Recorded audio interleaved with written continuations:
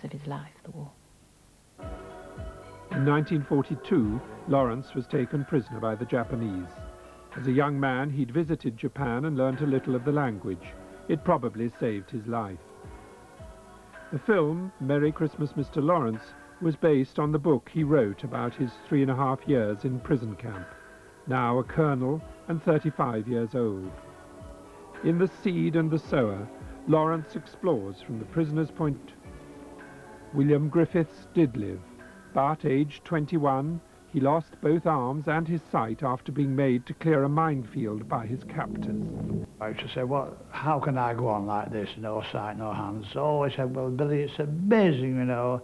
He said that he knew people that were blind and deaf and all sorts of injuries. They meant something of their lives, and he said, I would readjust in time, it would take time.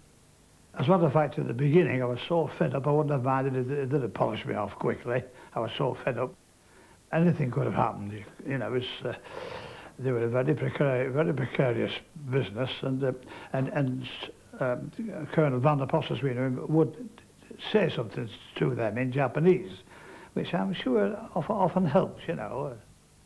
He gave me a little job later on, and that was running messages. I used to stick them in a pocket somewhere, and off I would trot.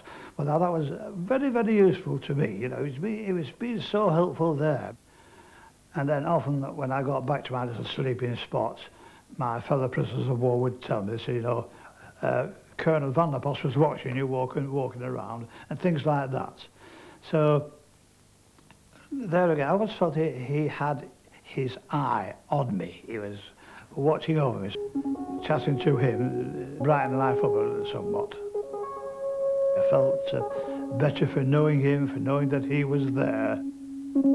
But neither Colonel Van der Post nor anyone else would have been able to prevent the massacre of all prisoners planned to coincide with the Allies' main attack on Southeast Asia. Then came the atomic bomb. The Night of the New Moon, which I've just reread, is his own perspective on the importance or the significance of the dropping of the bomb on Hiroshima and then on Nagasaki. And to me, there's nothing to beat it for the nobility of the views, for the way in which suffering can be turned into something much nobler than it ever was, and for looking at the complexity of the roots of war, at the roots of the dark side in all of us, and offering a very fine hope to people how to deal with these things that are part of everybody's life. After the Japanese surrender in September 1945, Lawrence had 2 more years of war, working for the British government as mediator in Indonesia.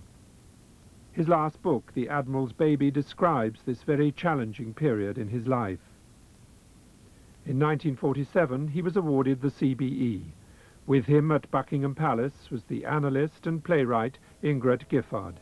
She was soon to become his second wife, and it was through Ingrid that Lawrence met the Swiss psychiatrist Carl Gustav Jung. On the lake near Zurich, Jung's retreat at Bollingen.